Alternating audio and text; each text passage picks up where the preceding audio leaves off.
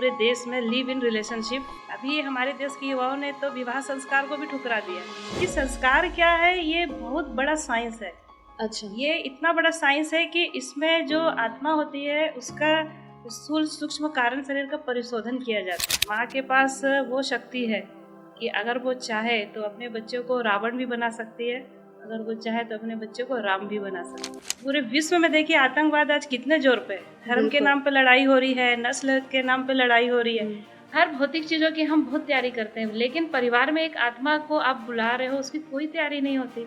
ये इस विश्व की सबसे बड़ी समस्या। और एक नारी में इतनी शक्ति होती है, वो एक परिवार नहीं, एक कुल नहीं, वो तो पूरे विश्व को बदल सकती है। इतनी पावर भगवान ने नारियों को दी है।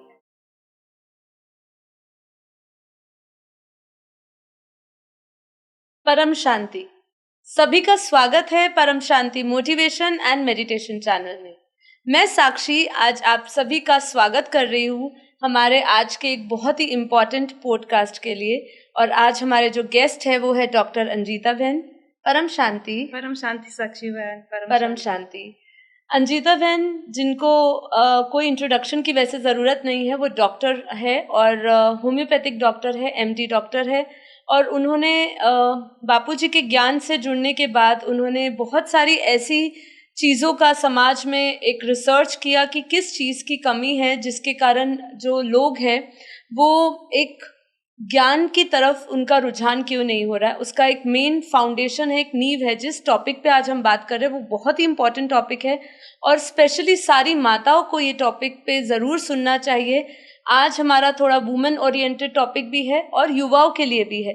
मतलब ओवरऑल आज जो हम बात करने वाले हैं, मैं उसके बारे में आपको बता दूं। आज हम बात कर रहे हैं कि कैसे संस्कारवान पीढ़ी की हम लोग नींव रख सके। आज हम देख रहे हैं कि आज जो कुछ भी हो रहा है धरती पर, तो हम देख रहे हैं कि आज लोगों का रुझान किस तरफ जा रहा है। हमारी जो आगे आने वाली पीढ़ी है उनका रुझान किस तरफ झुक रहा है। कुसंस्कारी हो रहे हैं, गलत आदतें, नशे, बहुत सारी चीज़ें हैं जिसके बारे में आज हम बात करेंगे। और इसकी नींव कहाँ से रखी जा रही है और इसमें हम किस तरीके से बहुत बड़ा बदलाव ला सकते हैं उसकी बात करेंगे। गर्भ संस्कार क्या है, क्या माताओं को करना चाहिए जिससे कि उनकी जो पीढ़ी है, जो आने वाली हम नस्ल देख रहे हैं या जो आगे आने वाला समाज हमारा होगा वो ज़्यादा बेहतर बने। और इसीलिए आज हमारे साथ डॉक्टर अंजिता बहन है। उनकी खुद की रिसर्च है और उन्होंने बहुत सारे लोगों को ऑब्जर्व किया है। उनके पास बहुत सारे प्रकार के पेशेंट आते हैं, तो वो इस समस्या से बहुत करीबी तरीके से जुड़ी है। तो आज उन्हीं से सुनेंगे, तो आप बने रहिएगा, पूरा पॉडकास्ट जरूर देखिएगा, आज का बहुत इंपॉर्टेंट है जी। स्वागत है आपका।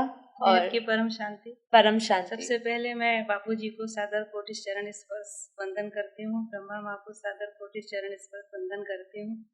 नीरू माँ को सादर कोटि चरण स्पर्श और वंदन। और आनंद भाई, साक्षी बहन, आप लोग का बहुत कोटिस कोटिस धन्यवाद, आपने मुझे इनवाइट किया जी इस महत्वपूर्ण सेशन के लिए। जी जी, धन्यवाद जी। जी, तो आओ गढ़े संस्कारवान पीढ़ी। हम जैसे अभी के समय में समाज की तरफ नज़र डालते हैं, परिवार की तरफ नज़र डालते हैं, अपने देश के स्तर पर हम देखते हैं, अंतर्राष्ट्रीय स्तर पर देखते हैं या विश्व के स्तर पर देखते हैं, तो हम क्या देख रहे हैं? हम देख रहे हैं कि चारों तरफ अशांति का वातावरण है। चारों तरफ एक घोर अंधकार का युग चल रहा है। क्यों चल रहा है? क्योंकि अभी हम परिवार में भी देखते हैं तो परिवार में 6 लोग हैं तो उनकी आपस में नहीं बनती है। भाई भाई की नहीं बनती है, माता है तो उसकी पुत्र या पुत्री से नहीं बन रही है, और पिता है तो उसकी बेटे से नहीं बन रही है। और स्थिति तो इतनी खराब है कि अभी के जो युवा हैं वो जैसे थोड़े बड़े होते हैं तो वो अपने गुरुजनों का अनादर कर रहे हैं, अपने माता पिता का अनादर कर रहे हैं। और बाहर की सोसाइटी में जाते हैं तो वो उनका ध्यान इस तरफ नहीं रहता है कि हम कैसे अपने परिवार का नाम रोशन करें, कैसे हम अपने कुल का नाम रोशन करें, कैसे हम अपने देश का नाम रोशन करें। वो ड्रग्स की तरफ जा रहे हैं या फिर लिव इन रिलेशनशिप की तरफ जा रहे हैं। ये बहुत बड़ी समस्या है आज हमारे पूरे देश में, लिव इन रिलेशनशिप। अभी हमारे देश के युवाओं ने तो विवाह संस्कार को भी ठुकरा दिया है। तो इसके कारण क्या है कि एक घोर अंधकार का युग चल रहा है। अभी मैं जैसे डॉक्टर हूँ और मैं कई सामाजिक संगठनों में जुड़ी हूँ, तो पेरेंट्स आके बोलते हैं कि ऐसा क्या हो गया कि एकदम से पूरा वातावरण बदल गया। तो मैं उनको खुद बोलती हूँ, आप खुद सोचिए कि ऐसा क्यों हुआ। आप खुद चिंतन करिए कि ऐसा क्यों हुआ। तो फिर हम जब चिंतन करते हैं तो आप देखिए ना, आप पूरे विश्व में देखिए आतंकवाद आज कितने जोर पे, धर्म के नाम पे लड़ाई हो रही है, नस्ल के नाम पे लड़ाई हो रही है। और ये जितने भी जो नेगेटिव क्रिएटिविटी चल रही है उसमें युवाओं का बहुत बड़ा हाथ है जी। उसमें युवाओं की ही एनर्जी खप रही है, जबकि इस युवा की शक्ति को विश्व की शांति में लगाना था, विश्व के प्रोग्रेस में लगाना था कि विश्व में कैसे सुख, शांति और समृद्धि की स्थापना हो। पर देखा जाए तो विकास तो हो ही रहा है ना, विकास हो रहा है साक्षी बहन, लेकिन वो भौतिक स्तर पे हो रहा है ना, आध्यात्मिक स्तर पे कोई विकास नहीं हो रहा है। आत्मा का लेवल अभी इतना गिर चुका है कि रेप और मर्डर तो अभी ऐसा हो गया है, इतना कॉमन हो गया है कि हम मुझे लगता है अब तो इसको क्राइम भी नहीं माना जा रहा है, क्राइम भी नहीं माना जा रहा है, बहुत कॉमन हो गया रेप और मर्डर। मतलब बच्चियों के साथ रेप और मर्डर, महिलाओं के साथ रेप और मर्डर, और मतलब इतना पाप बढ़ गया है कि अभी जो ज्ञानी लोग हैं, अच्छे लोग हैं, वो तो सोचते हैं कि धरती अब खत्म हो जाए तो ही बेहतर है जी। लेकिन हमको इतना नेगेटिव नहीं सोचना है, हमको मंथन करना है, आत्म मंथन और चिंतन करना है कि हमारा भारत देश पहले सोने की चिड़िया था, पहले विश्व गुरु था, ऋषि मुनियों की भूमि कही गई है, ऋषि मुनियों की भूमि थी। तो क्यों थी बताइए? क्योंकि यहाँ पे महामानवों का जन्म होता था। आप देखिए, अगर आप भारत से इन महामानव और महान नारियों की श्रृंखला हटा देते हैं तो भारत में फिर बचता क्या है? अगर भारत विश्व गुरु था तो अपने ज्ञान के कारण था, अपने श्रेष्ठ चिंतन और अपने श्रेष्ठ कर्म के कारण भारत महान था। और भारत ही ऐसा देश है कि अगर भारत का पतन होता है तो पूरे विश्व का पतन होता है, क्योंकि ईश्वर ने भारत को एक बहुत बड़ी शक्ति प्रदान की है कि वो पूरे पृथ्वी को, पूरे विश्व को शुरू से गाइडलाइन करता आ रहा है। तो यहाँ राम और कृष्ण का जन्म हुआ, वो तो परम महान आत्माएं थी। चलो हम उनको भगवान मानते, लेकिन आप अभी थोड़ा से पीछे जाइए, जब आजादी का समय था, आप सुभाष चंद्र बोस को देख लीजिए, कितनी महान आत्मा थी। चंद्रशेखर आजाद को देख लीजिए, कितनी महान आत्मा थी। और थोड़ा सा आध्यात्मिक गुरु भी देख लीजिए, स्वामी विवेकानंद का लेवल देखिए, 40 साल की आयु में उन्होंने सनातन धर्म की पताका पूरे विश्व में, ये पुरानी बात नहीं है जी, बिल्कुल। और थोड़ा सा मैं बताती हूँ, अब रामदेव बाबा को देख लीजिए जी है जी, वो तो अभी जीवित है, और उनका देखो आयुर्वेद में उन्होंने रिसर्च करके उन्होंने पूरे विश्व में योग और आयुर्वेद की स्थापना की। तो ये मतलब आत्माएं अभी आ रही हैं धरती पे, लेकिन उनकी संख्या बहुत कम है। तो भारत ऐसी आत्माओं का पहले क्या था? खान था, मतलब और अपन पीछे जाते हैं, राजा विक्रमादित्य को आप देखिए, उनके नाम से विक्रम संवत, उनके जैसा महाज्ञानी और मतलब जैसे बोलते हैं बहुत अच्छा राजा आज तक नहीं धरती पे पैदा। एक छत्र राज्य था उनका पृथ्वी में। और आप जैसे देखिए चंद्रगुप्त मौर्य, उनके शासन काल में भारत सोने की चिड़िया, और उस समय भी पृथ्वी में एक छत्र राज्य था चंद्रगुप्त मौर्य का। तो ये ज्यादा पुरानी बातें नहीं है। और अपन वैदिक काल में जाएं तो ऋग्वेद के जितने भी ऋषि मुनि हैं, जिनको आज हम साइंटिस्ट बोलते हैं, वो उस समय में ऋषि मुनि और ऋषिकाएं बोलते थे। तो एक से एक ऋषि मुनि पैदा हुए जिन्होंने ऋग्वेद, सामवेद, वेदों की रचना की। अपन पतंजलि योग दर्शन पढ़ते हैं तो पतंजलि कोई ऋषि मुनि नहीं थे, वो उस समय के महान डॉक्टर थे। उन्होंने यम, नियम, आसन, प्राणायाम, प्रत्याहार, अष्टांग योग निकाला है ना। अष्टांग योग तो वो क्या है? वो पूरा एक मेडिकल साइंस तो है जी।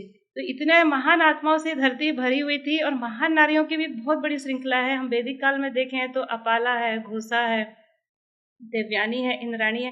ऋग्वेद जो हमारा सबसे पुराना वेद है, उसकी रचना में इन ऋषिकाओं का, इन महिला वैज्ञानिकों का बहुत बड़ा हाथ था। अच्छा हाँ। कई लोग मेरे से पूछते हैं कि हमारी जब भारत में ऋषि मुनियों की बात होती है तो ज्यादातर ऋषिकाओं की बात नहीं होती, हमेशा शक्ति की बात नहीं करते हैं, मतलब किसी भी ऐसी महिला की बात नहीं होती, बस गिनी चुनी 2-3, जैसे हम माता सीता की बात कर लेते हैं, मदालसा की बात कर लेते हैं, ऐसे कुछ ही गिनी चुनी आत्माओं की, ऐसे दिव्य देवियों की हम बात करते हैं या ऋषिकाओं की बात करते हैं। पर मैं चाहूंगी कि आप लोगों को बताइए कि ऐसे बहुत सारी शक्तियां मौजूद है, और हम ये टॉपिक को धीरे धीरे, देखिए अभी आपको लग सकता है कि हम ये किस तरफ बात कर रहे हैं, लेकिन ये अभी हम आज की स्थिति बता रहे हैं, और आज की स्थिति को ध्यान में रखते हुए हम देखेंगे कि किस तरीके से संस्कारवान पीढ़ी की जो हम नींव रखना चाहते हैं, जो उसकी गड़े गाड़ना चाहते हैं, उसके लिए किसका सबसे बड़ा रोल आने वाला है। तो बने रहिए, पूरा पॉडकास्ट शांति से सुनिए, तो आपके धीरे धीरे उठते हुए सवालों के जवाब मिलते जाएंगे जी। तो हमारे देखो वेदों और पुराणों में शक्ति को बहुत महान माना गया है, या देवी सर्वभूतेषु शक्ति रूपेण संस्थिता नमस्तस्यै नमस्तस्यै नमस्तस्यै नमो नमः। तो अनादिकाल से महान नारियों की भी एक श्रृंखला है जिनको हमने भुला दिया। कथा करती तभी मॉडर्न जो जमाना है उसमें विश्व सुंदरियों के नाम बहुत हाईलाइट होते हैं, बिल्कुल है ना। बाहरी सुंदरता के लिए जो अभी की जो नारियां हैं वो लाइन लगा के खड़ी होती है कि हम मिस इंडिया बन जाए, मिस यूनिवर्स बन जाए, लेकिन हमारा भारत का इतिहास, और कई लोग तो रोल मॉडल ऐसे ही लोगों को बना के बैठे हैं, ऐसे लोगों को रोल मॉडल बना के बैठे हैं, क्योंकि वायुमंडल और वातावरण बहुत खराब है। उसी टॉपिक पे हम आने वाले हैं कि क्यों इतना खराब है जी। तो इतनी महान नारियों ने हमारे भारत में जन्म लिया जिनके बारे में हम जानना ही नहीं चाहते और मीडिया इनको हाईलाइट भी नहीं करती। तो अभी मैंने जैसे बताया कि ऋग्वेद की रचना में अपनी है अपाला है, घोषा है, इंद्राणी है, देवयानी है, सावित्री है, इन ऋषिकाओं का बहुत बड़ा हाथ। उपनिषद काल में आपको ज्ञात होगा कि जो गार्गी थी, उन्होंने डिबेट में शास्त्रार्थ में याज्ञवल्क्य के ऋषि को हरा दिया था। और उस समय के जो सबसे बड़े सम्राट थे हमारे राजा जनक जी, उनके हाथों से उनको सम्मानित किया गया था, जो बहुत बड़ी बात है कि एक राज्यसभा में एक स्त्री शास्त्रार्थ करके उस समय विश्व स्तर के याज्ञवल्क्य ऋषि को हरा दी, मतलब बहुत बड़ी बात है जी। तो हम ऐसी ऋषिकाओं का मतलब उल्लेख ही नहीं करते, हम उल्लेख ही नहीं करते और मतलब सुनना भी नहीं ज्यादा। चलो उल्लेख भी करते पर उनसे सीखने को कभी हमें कोई प्रेरणा नहीं देता है कि उनसे कुछ सीखे। वैसे हम वृंदा, जिसको हम तुलसी कहते हैं, घर के आंगन में हम उसकी पूजा करते हैं कि वो एक छोटा सा पेड़ है, लेकिन उसकी कोई हिस्ट्री जानने का भी प्रयास नहीं करता। तो मैं आपको बताती हूँ कि जो वृंदा थी वो जालंधर की पत्नी थी, उनको बहुत ब्रह्म ज्ञान था। उसके बाद वो उस समय मेडिकल साइंस की एमडी और एमएस थी। उनके जो पति युद्ध करने जाते थे तो युद्ध में जो सैनिक घायल होते थे तो जो वृंदा थी वो उनका सर्जरी भी करती थी और उनका मेडिकल ट्रीटमेंट भी करती थी। अच्छा, तो वृंदा इतनी महान नारी थी बता। तो हम तो आज के कोई भी बड़े साइंटिस्ट या कोई भी मेडिकल फील्ड में टॉप करते तो उनका नाम जानते, पर ये नहीं जानते थे वो भी सर्जन, मतलब सर्जरी करते, सर्जन ही हो गए ना उस समय के। और बहुत सारी नारियां हैं, जैसे कुंती हैं, अपनी द्रौपदी हैं। द्रौपदी भी बहुत महान नारी थी। उनका तो जन्म बोलते हैं कि अग्निकुंड से हुआ था। हाँ जी। उनके पास तो अपार शक्ति थी। माता सीता भी बहुत महान नारी थी। वो भी डायरेक्ट उन्होंने मतलब जन्म नहीं लिया था, उनको धरती से निकाला गया था जी। तो भारत में शक्ति जो है, शक्ति का जो जन्म है होता रहा है। और आज के परिप्रेक्ष्य में अगर मैं बोलती हूँ ना, आवगड़े संस्कारवान पीढ़ी, तो संस्कारवान पीढ़ी को जन्म देने में इन्हीं शक्तियों का बहुत बड़ा रोल होता है, जिन्हें हम माता कहते हैं। हाँ जी, जिन्हें हम माँ कहते हैं। माँ के पास वो शक्ति है कि अगर वो चाहे तो अपने बच्चे को रावण भी बना सकती है, अगर वो चाहे तो अपने बच्चे को राम भी बना सकती है। बहुत बढ़िया बात करी जी। तो फिर अब नेक्स्ट क्वेश्चन, अब मैं यही चाहूंगी कि देखिए, हम जो बात कर रहे हैं ये बात हुई आज के समय की जो हालत है, और साथ ही साथ जो अनादि आदि काल में अगर हम बात करें तो उस समय किस तरीके से अपने आने वाले जो पीढ़ियां हैं उसका ध्यान रखने के लिए जो माताएं होती थी वो पहले से ही सक्षम होती थी। मतलब ज्ञान होता था किस तरीके से आगे बच्चों को पोषण देना है, ज्ञान देना है, संस्कार देने हैं, वो सब की बात हो रही थी। तो आज मैं आपसे सबसे पहले तो जैसे हमने ये टॉपिक उठाया, प्रश्न उठाया, तो मेरा सबसे पहले आपके अंदर ये क्या जिज्ञासा उठी कि आज आपको ये प्रश्न लोगों के सामने उठाना चाहिए? कोई ना कोई आपको प्रेरणा मिली होगी, क्योंकि बहुत समय से हम सोच रहे हैं कि वुमेन्स के लिए जो बात होनी चाहिए, जो उनको आगे बढ़ाने के लिए, क्योंकि लोग क्या है कि इतने फंसे हुए, माताएं स्पेशली फंसी हुई है अपने पूरे दिन की दिनचर्या में, लेकिन पता नहीं उनको सही गाइडेंस मिल रही है, सही जगह जा रहे हैं, सही कर रहे हैं, नहीं कर रहे, कि कहीं ना कहीं कमी लग रही है। इसीलिए आज हम समाज की जो दृष्टि देख रहे हैं, जो समाज में आज हमारे सामने जो पिक्चर बनी है समाज की, हम देख रहे हैं कि अगर अच्छी होती तो हम देख सकते कि नींवें ही अच्छी रखी गई है। इसके लिए 3 महत्वपूर्ण पॉइंट में हम लोग डिस्कशन करेंगे कि अभी की जो पीढ़ी है वो इतनी मतलब उनका नैतिक पतन, उनके चरित्र का पतन, उनकी चिंतन का पतन क्यों हुआ। तो मेन 3 पॉइंट है। सबसे पहला पॉइंट है कि जो संस्कार थे वैदिक साइंस से हमारे भारत में, जो संस्कारों की एक प्रणाली थी, वो सिस्टम थी, वो 2000 साल की गुलामी में भारत से पूरे संस्कार नष्ट कर दिए गए। भारत में जो 2000 साल में आक्रमण हुए, मुगलों के आक्रमण हुए, अंग्रेजों के आक्रमण हुए, तो उसमें हमारे बहुत सारे वैदिक साइंस को नष्ट कर दिया गया। तो उसमें 16 संस्कार प्रमुख थे, है ना। तो उसमें पहला था गर्भाधान संस्कार, पुंसवन संस्कार, तीसरा था सीमांतोन्नयन संस्कार, फिर जातकर्म संस्कार, उसके बाद था नामकरण संस्कार, फिर अन्नप्राशन संस्कार, मुंडन संस्कार, विद्या आरंभ संस्कार, उसके बाद था अपना विवाह संस्कार, फिर वानप्रस्थ संस्कार, अंत्येष्टि संस्कार। ये 16 प्रकार के जो संस्कार मेन थे। वैसे तो 40 थे अपने वैदिक काल में, लेकिन धीरे धीरे जैसे युग आगे बढ़ते गए तो इनका मॉडिफिकेशन होते गया, तो 16 संस्कार ये पूरी तरह ध्वस्त हो गए। उसमें जो 3 संस्कार हैं पहले के, गर्भाधान संस्कार, कुसंवन संस्कार और सीमांतो संस्कार, ये इतने इम्पोर्टेंट है कि विश्व के इतिहास में इतनी बहुमूल्य धरोहर को पूरे विश्व ने भुला दिया, खासकर भारत, क्योंकि इसका जन्म भारत में हुआ था।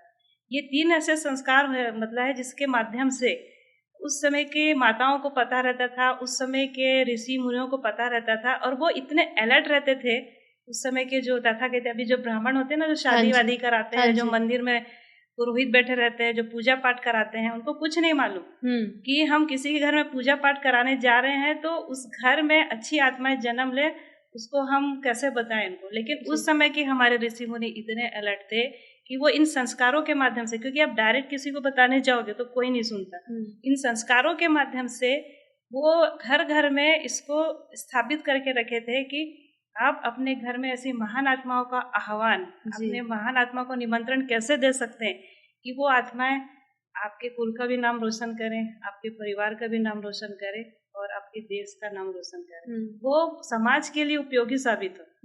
आज जी, पहले समय सब चीजें देखकर सोच समझ उस समय जो होता था, पहले उस समय देखते थे कि पहले तो जो युवा जोड़ा शादी करता था, पहले तो उसकी इतनी जांच परख की जाती थी कि they are fit mentally, physically और फाइनेंशियली, उनका मानसिक स्तर कैसा है, उनका शारीरिक स्तर कैसा है, उनका आर्थिक स्तर कैसा है। जब वो पूरी तरह फिट होते थे और जब वो एग्री होते थे कि हाँ, हम माँ बाप बनने के बाद अपने बच्चों को महान बना सकते हैं, तभी वो ऋषि मुनि जो शादी कराने वाले पुरोहित होते थे, वो घर वालों को परमिशन देते थे कि हाँ, अब आप शादी करो। क्योंकि शादी जो है, गृहस्थ आश्रम जो है, बहुत बड़ी तपस्या है।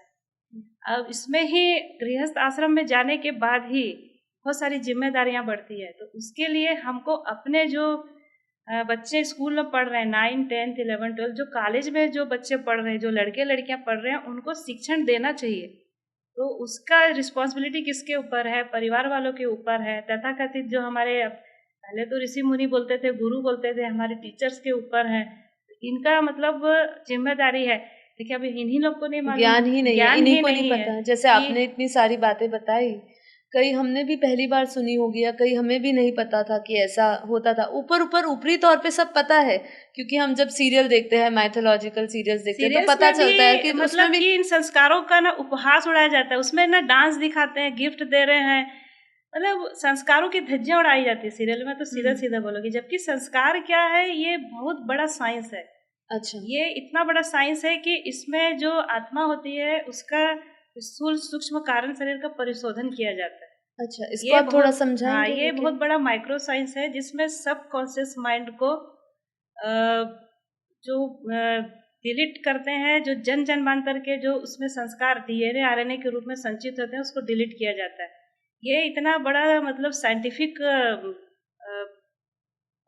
बोलते हैं, ये इतना बड़ा साइंटिफिक सिस्टम है कि जिसके द्वारा एक बहुत पॉजिटिव अफर्मेशन, एक बहुत स्ट्रांग अफर्मेशन ब्रेन में भेजा जाता है, सबकॉन्शियस माइंड में भेजा जाता है। तो उसमें जब रिकॉर्डिंग होती है और उसके बाद जो ब्रेन से इलेक्ट्रोमैग्नेटिक वेव फैलते हैं चारों तरफ, तो उससे एक ऐसा शक्तिशाली वातावरण तैयार होता है कि उच्च स्तरीय आत्माएं अपने आप घर में आती हैं जन्म लेने, और बड़े से बड़े काम आसानी से अपने आप होते चले जाते हैं।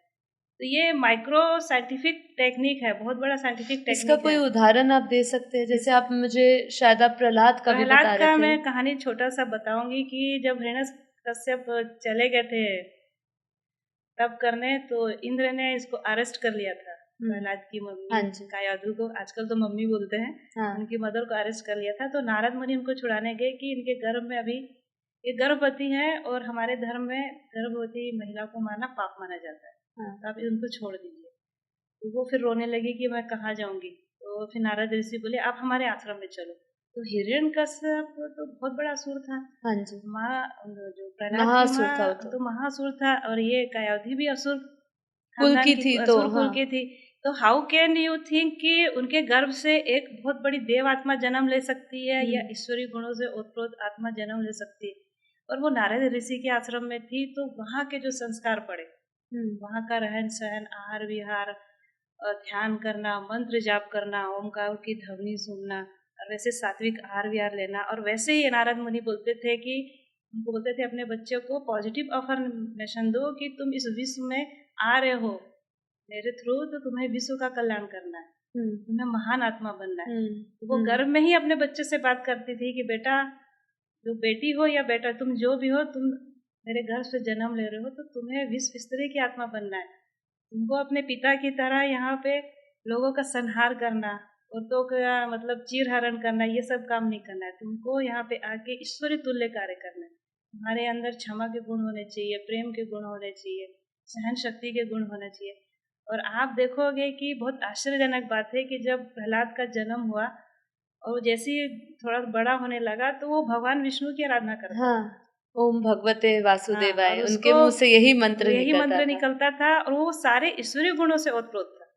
तो वो प्रहलाद का जन्म हुआ तो उसके डीएनए कोड, जो उसके जीन में जो डीएनए था, असुर संस्कार के जो डीएनए थे, वो रिप्लेस हो गए। वो रिप्लेस मतलब वो डिलीट हुए, मतलब वो सप्रेस डिलीट ही हो गए, वो सप्रेस हो जाते हैं। वो पड़े रहते हैं, वो सप्रेस रहते हैं, और एक्टिव होते हैं अच्छे जीन के डीएनए, जो जिसमें ईश्वरीय गुण होता है।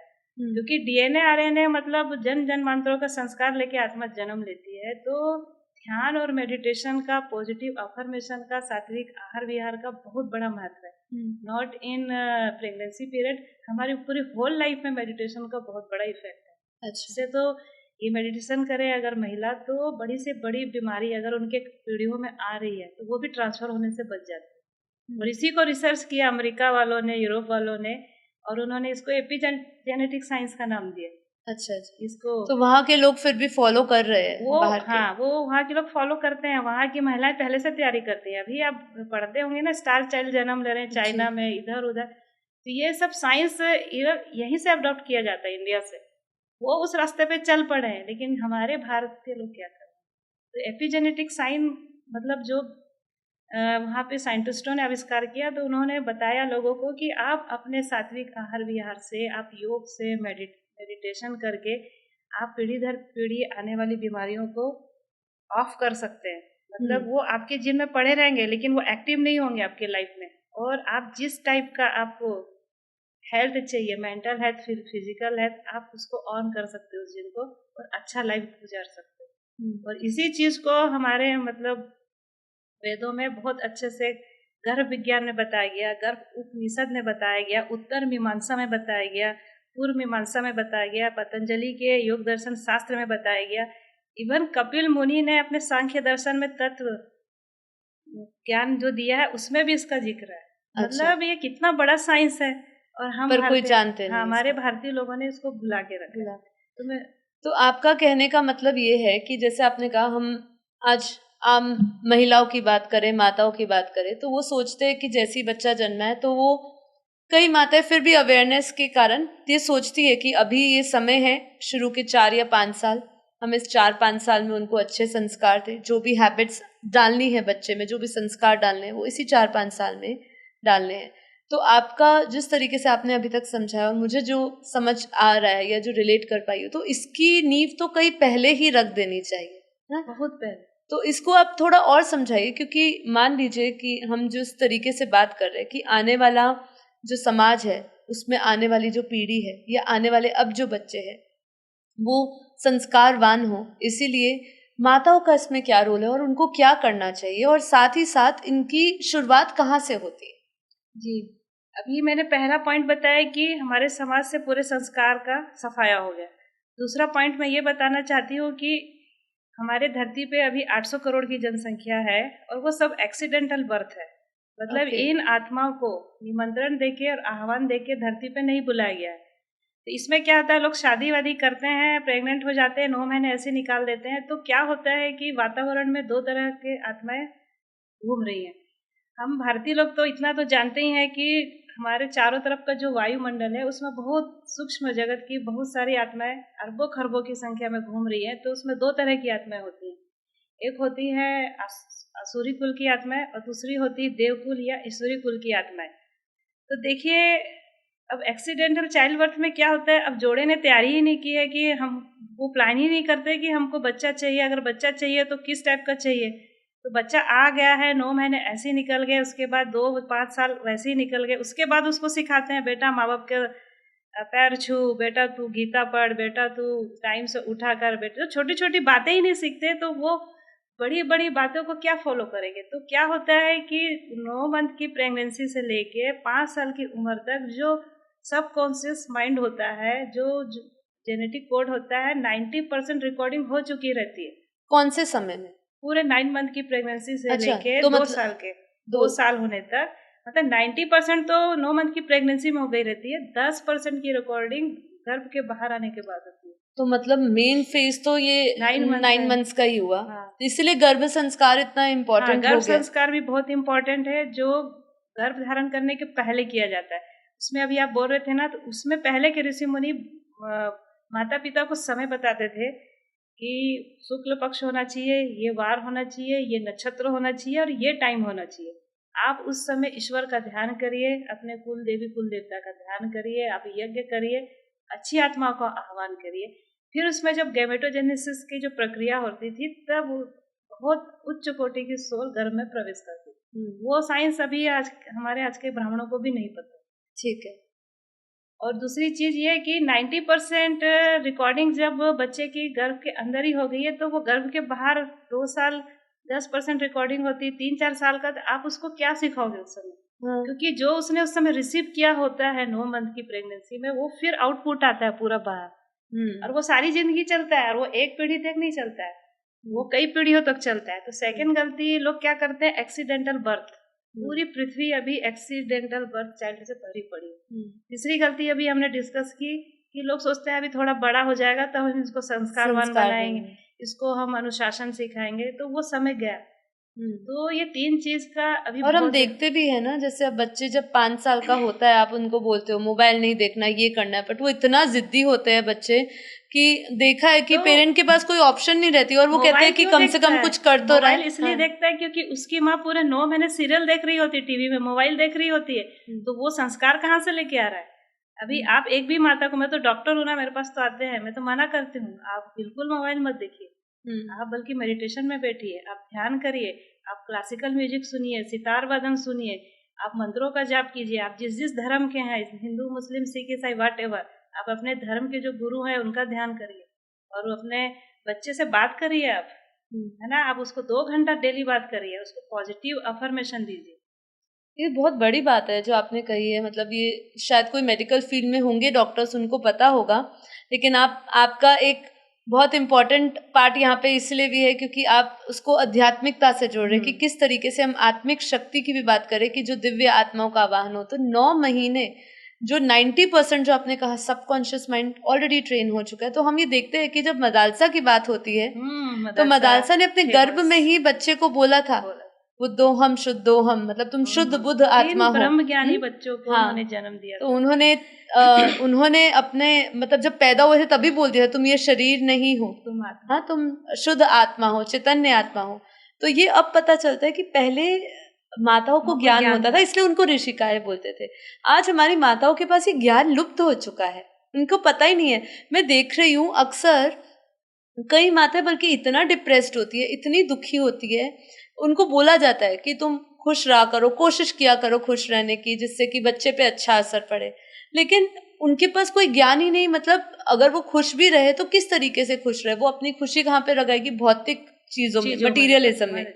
उनको कहीं पर भी एक ऐसा स्पिरिचुअल रास्ता नहीं पकड़ रही है जहाँ पे उनको एक ऐसी सुख और शांति मिले जो वो अपने बच्चे को भी अपने द्वारा दे सके।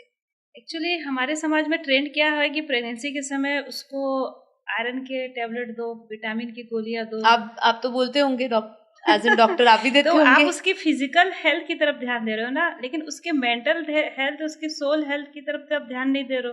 तो भला ही वो हष्ट-पुष्ट जन्म लेगा, गोरा नारा चिट्टा सब होगा, लेकिन उसकी मेंटल ग्रोथ कितनी होगी, आप उस पर ध्यान नहीं देते हो। तो आप सिर्फ उसको खिला पिला के एक अच्छा स्वस्थ बच्चा पैदा करिए, लेकिन वो अपने मानसिक स्तर पर, आध्यात्मिक स्तर पर और सामाजिक स्तर पे जिस बुद्धि की जरूरत है वो बुद्धि भी तो लेके पैदा हो। आप सिर्फ फिजिकल साइड में ध्यान देते हो। देन एक चीज और बता रही हूँ मैं कि हम लोग जैसे 9 मंथ की प्रेगनेंसी है तो फर्स्ट मंथ से लेके 9th मंथ हम लोग उसको 3 ट्राइमेस्टर में बांधते हैं। जो पहला महीना होता है वो बहुत इंपॉर्टेंट होता है। पहले महीने में क्या होता है कि बच्चे का एक्टोडर्म, मेसोडर्म, इंडोडर्म का निर्माण होता है। हम उसको स्पिरिचुअल लैंग्वेज में बोलते हैं कि स्थूल शरीर, सूक्ष्म शरीर और कारण शरीर। तो उस समय जाइगोट का गैमेटोजेनेसिस प्रोसेस चल रहा होता है। तो उस समय जो पीढ़ी दर पीढ़ी जो जेनेटिक कोड ट्रांसफर हो रहे होते हैं, क्योंकि माता और पिता का क्रोमोसोम का फ्यूजन होकर उस समय जो जाइगोट है वो प्रोसेस में चल रहा होता है फर्स्ट मंथ में। तो एक्टोडर्म, मेसोडर्म, इंडोडर्म का निर्माण हो रहा होता है। उस समय माँ अगर योग करे, उस समय माँ अगर अच्छा आहार ले और उस समय माँ खुश रहे और उस समय ही सोच ले कि मुझे साइंटिस्ट बच्चा चाहिए, कि मुझे ब्रह्मज्ञानी बच्चा चाहिए, कि मुझे व्हाटएवर। आजकल तो लोग यही मांगते हैं, डॉक्टर मांगते हैं, इंजीनियर मांगते हैं और क्या खिलाड़ी मांगते हैं। बड़ा सिंगर बन जाए और बड़ा हीरो बन जाए। और लड़कियों की तरफ तो अभी भी बहुत कम ध्यान है, अभी भी लड़की कोई नहीं मांगता। बहुत बहुत दुख की बात है ये तो। बहुत दुख की बात। पर कोई नहीं, इसके ऊपर भी कभी चर्चा करेंगे हम कि क्यों नहीं मांगते। लेकिन आज जो भी बच्चा आए लेकिन वो संस्कारी नहीं आए तो क्या फायदा, फिलहाल तो मैं कहूँ। हाँ, तो मैं ये कह रही थी कि वो वेरी सेंसिटिव टाइम की, जब वो मेसोडर्म, इंडोडर्म, एक्टोडर्म का निर्माण हो रहा है और माता पिता को पता ही नहीं कि मतलब आत्मा का गर्भ में प्रवेश हो चुका है। तो वो मतलब जो मैंने कहा ना एपिजेनेटिक साइंस की, तो डीएनए ऑफ का जो स्विच है डीएनए का ऑफ और ऑन कैसे करोगे? तो ये इट इज मस्ट कि आप जब तैयारी कर लो पूरी, उसके बाद शादी करो। आप पहले ना एक ब्लूप्रिंट तैयार करो कि हमको शादी के बाद ऐसा बच्चा चाहिए, उसकी हम ये तैयारी करें। हम देखो कितने सेल्फिश हैं। हम एक गाड़ी खरीदने जाते हैं 10 शोरूम में घूमते हैं। हम एक मकान बनाते हैं तो 2-3 साल माथापच्ची करते हैं, यहाँ किचन होगा, यहाँ बेडरूम होगा, तो ऐसा पार्क होगा, तो ये होगा। हर भौतिक चीजों की हम बहुत तैयारी करते हैं, लेकिन परिवार में एक आत्मा को आप बुला रहे हो, उसकी कोई तैयारी नहीं होती। ये इस विश्व की सबसे बड़ी समस्या है। अरे तुम्हारे परिवार में एक आत्मा जन्म ले रही है जो उम्र तुम्हारे साथ रहेगी, आगे भी बुढ़ापे में, आपके मरने के बाद भी। हमारे तो भारत में तर्पण अर्पण सब होता है, उसने ही करना है। तो आप तैयारी करके अच्छी आत्मा को घर में बुलाइए ना। तो ये बहुत बड़ा मतलब। तो चलिए मान लेते हैं अब जो भी अभी माहौल है, जो भी समझ है लोगों में, अब इनको जब भी पता चलता है उसके बाद भी माताएं क्या कर सकती है? मैं वही ना मिस कर रही हूँ, मेन पॉइंट में बोल देती हूँ अभी कि जो 9 मंथ की प्रेगनेंसी होती है, चलो मिस हो गया, पर उनको फर्स्ट सेकंड मंथ में पता नहीं चला कि गर्भ में बच्चा आ गया है। तो भी भगवान ने सिर्फ नारी को, सिर्फ माँ को ही ये शक्ति प्रदान की है कि वो उस समय भी ध्यान दे। तो जो गर्भ में बच्चा अपने जन्मांतर के पूरे और अच्छे संस्कार लेके आया है, तो अपने 9 मंथ के रूटीन वर्क में वो ज्ञान, योग, प्राणायाम, ध्यान, प्रत्याहार जो भी बताया है पतंजलि योग में हमारे ऋषि मुनियों ने, उसको अगर वो फॉलो करती है तो वो बच्चे के सारे जेनेटिक कोड डिलीट हो जाते हैं। अच्छा, तो वो जो डिलीट हो जाते हैं, तो आप एक बच्चे को बुला के अपने ही परिवार और कुल का उद्धार नहीं कर रहे हो सकता है उस बच्चे में ऐसे सुपर जेनेटिक कोड उस समय स्थापित हो जाए कि आने वाले कई पीढ़ियों तक आपके कुल में अच्छी आत्माएं जन्म लेते रहें और आपका खानदान का नाम रोशन होते समय। एक नारी या एक शक्ति या एक माँ कितना पूरे विश्व का कल्याण कर सकती है, केवल अपने परिवार और परिवार लेवल पे नहीं, पूरे सामाजिक देश के पूरे लेवल पे वो बदलाव ला सकती है, पूरे विश्व के लेवल पे बदलाव ला सकती है। तो आपने एक बार मुझे, जब हम बात कर रहे थे ऑफ कैमरा भी इसके बारे में चर्चा कर रहे थे, तो आपने आगे भी कुछ कहा था कि 4th, 5th, 6th मंथ्स का जो रहता है, इसमें जैसे पूरी 9 मंथ की जो होती है ना, तो अभी मैंने कहा कि फर्स्ट मंथ में तो न्यूरल प्लेट, न्यूरल एक्टोडर्म, इसका मतलब निर्माण हो जाता है। नर्वस सिस्टम, ब्रेन का पूरा स्ट्रक्चर तैयार हो गया रहता है। ये फर्स्ट और सेकेंड मंथ में हो जाता है। 4 और 5th मंथ में क्या होता है, ब्रेन सेल का जो डेवलपमेंट है वो हाई स्पीड पकड़ लेता है। सब कॉन्शियस माइंड ना मतलब लाखों गुना एक्टिव होता है और एक एक सेल पता है एक मिनट में 2.5 लाख पर मिनट एक सेल की ग्रोथ होती रहती है ब्रेन में। अच्छा, उसकी फ्रीक्वेंसी देखो उस समय कैच करने की कितनी। मीन्स फिर से बताइए, 2.5 लाख हर एक cell per second 2.5 lakh, sorry per minute 2.5 lakh cell brain में बन रहे होते हैं। ओके, तो उस समय अगर हम उस समय उसके 5 जो सेंस ऑर्गन है वो डेवलप हो रहे होते हैं। उस समय माँ जो सुनती है, जो देखती है, जो बोलती है, पूरी रिकॉर्डिंग बच्चे के माइंड में हो रही है। तो 9 मंथ जो प्रेगनेंसी वो डायमंड टाइम होता है हर माता के लिए, कि वो एक एक सेकंड को बहुत सोच समझ के गुजारे। नॉट ओनली मदर, उसके हस्बैंड का भी फर्ज होता है कि मैं पिता बनने वाला हूँ, तो मैं भी उस समय बहुत पॉजिटिव रहूँ। नॉट ओनली फादर, पिता भी नहीं, उस घर के जो मेंबर हैं उस घर को एक मंदिर की तरह सजा के रखें, वातावरण पवित्र रखें, शुद्ध रखें। फिर कौन करता है अंजिता बहन अभी? मतलब हम देखते हैं, मैं खुद ही मतलब अपने कोई रिश्तेदारों के छोटे बहनों के देखे, पर सही में किसी को ये ज्ञान नहीं और दुखी वायुमंडल का तो मिल गया ना आंसर। तो क्यों अभी का समय इतना नेगेटिव क्यों जा रहा है? हाँ, क्योंकि उस स्तर की आत्मा ही नहीं आ रही। आत्माएं ऐसी जन्म ही ऐसी आत्माएं ले रही। क्योंकि जो ईश्वर तुल्य आत्माएं होंगी, जो देव कुल की आत्माएं होंगी, वो भी ऐसा घर ढूंढती हैं साक्षी बहन, ऊपर से ऐसे माँ बाप जी, बापू जी ने भी इसके बारे में बताया है कि हमको ऐसे माँ बाप चाहिए। क्योंकि विवेकानंद ऐसे ही अपनी माँ जो थी भुवनेश्वरी माँ के घर में वो नहीं आना चाहते थे। मैंने तो अध्ययन किया है, मैं रामकृष्ण मिशन में भी एज ए डॉक्टर वर्क की हूँ। उनके आत्मा का आह्वान किया गया था उनके माता पिता के द्वारा। और उनका मैं तो बोलूंगी आज दर्शकों की, आप जितने भी महान जो चरित्र मैं आज बता रही हूँ, आप उनके पास्ट लाइफ को यूट्यूब में सर्च करो, उनका बुक ला के स्टडी करो, उनके माता पिता का जो चरित्र है, उनका जो डेली रूटीन लाइफ वर्क था, उनका जो चिंतन था, उसका अध्ययन करें। क्योंकि इतनी महान आत्माओं ने ऐसे ही किसी घर में जन्म नहीं ले लिया।